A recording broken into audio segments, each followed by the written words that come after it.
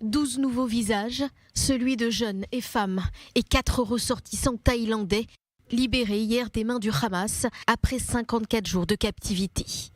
Le plus jeune, Amit Chani, 16 ans.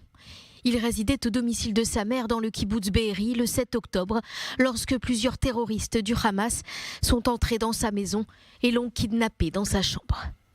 Lui aussi vivait au kibboutz Be'eri.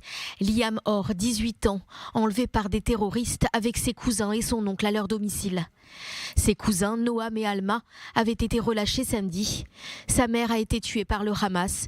Son père est toujours à Gaza. Ophir Engel a eu 18 ans dans les geôles du Hamas.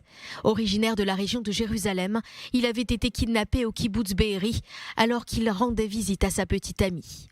Itai Regev, lui aussi, a été relâché ce mercredi soir.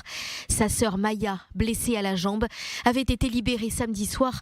Tous les deux avaient été enlevés le 7 octobre au Festival Nova. Parmi les personnes libérées figurent aussi Yarden Roman-Gat, 36 ans.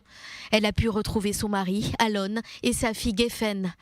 Tous les trois avaient été forcés de monter dans une voiture au kibboutz Be'eri.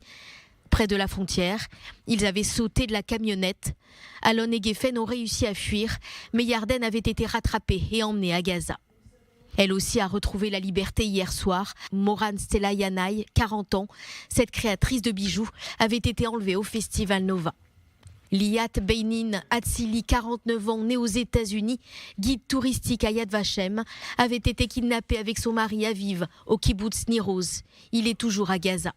4 jours après le retour de sa fille Hila, Raya Rotem vient d'être libérée. Son absence dans la liste du deuxième groupe d'otages a failli faire exploser l'accord sur les personnes enlevées. Raz Ben Ami, 57 ans, fait elle aussi partie des personnes libérées. Elle avait été enlevée avec son mari Ohad au kibboutz Be'eri. L'une de leurs 3 filles, Ella, se trouvait également à Be'eri. Elle a survécu. 2 citoyennes russo-israéliennes, Yelena et sa mère Irena, viennent d'être libérées. Elles avaient été kidnappées à leur domicile de Niroz. Pour le Hamas, il s'agit d'un geste envers le président russe Vladimir Poutine. Le fils d'Elena, Sacha, et sa petite copine Sapir sont toujours à Gaza. Vitali, le mari de Yelena, a lui été assassiné le 7 octobre. 4 ressortissants thaïlandais ont eux aussi été libérés.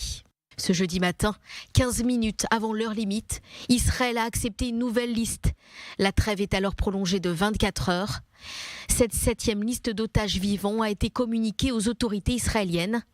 La liste précédente, comprenant 7 femmes et enfants et 3 corps, avait été jugée inacceptable par Israël.